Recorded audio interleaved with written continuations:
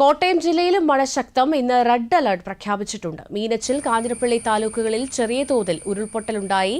കനത്ത മഴ തുടരുന്ന സാഹചര്യത്തിൽ മണിമലയാറിന്റെയും മീനച്ചിലാറിന്റെയും തീരങ്ങളിലും മണ്ണിടിച്ചിൽ സാധ്യതയുള്ള മേഖലകളിലും താമസിക്കുന്നവർ ജാഗ്രത പുലർത്തണമെന്ന് ജില്ലാ ഭരണകൂടം അറിയിച്ചു.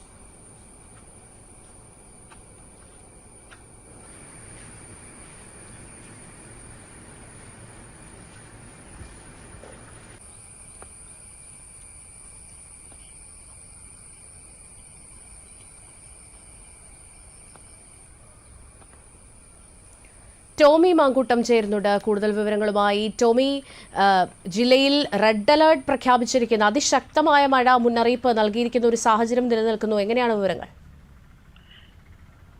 ജീന, ഇന്നലെ രാത്രി മുതൽ കോട്ടയം ജില്ലയിൽ പെയ്യുന്ന കനത്ത മഴയിൽ ജില്ലയിലെ പ്രധാന നദികളായ മീനച്ചിൽ, മണിമല ആറുകൾ കരകവിഞ്ഞുകൊണ്ടിരിക്കുകയാണ്.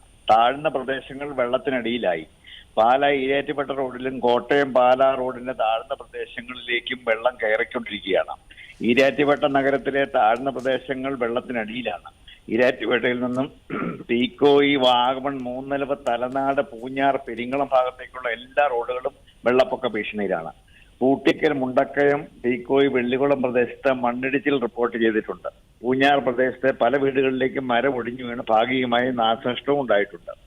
കോലാഹലമേട്, വാഗമൺ ഭാഗത്തേക്ക് ഗതാഗതം സ്തംഭിച്ചിരിക്കുകയാണ്. രാത്രിയിൽ ഇടയ്ക്കിടയ്ക്ക് ശക്തമായ മഴയായിരുന്നു. ഇപ്പോൾ മഴ പെയ്യുന്നില്ല എങ്കിലും മൂടിക്കെട്ടിയ അന്തരീക്ഷമാണ്. ജില്ലയിൽ ഇന്ന് അവധി പ്രഖ്യാപിച്ചിട്ടുണ്ട്. ജീന, ശരി. കോട്ടയം ജില്ലയിലും ശക്തമായ മഴ തുടരുകയാണ്. ടോമി മാങ്കൂട്ടുമാണ് ജില്ലയിൽ നിന്നുള്ള വിവരങ്ങൾ നൽകിയത്.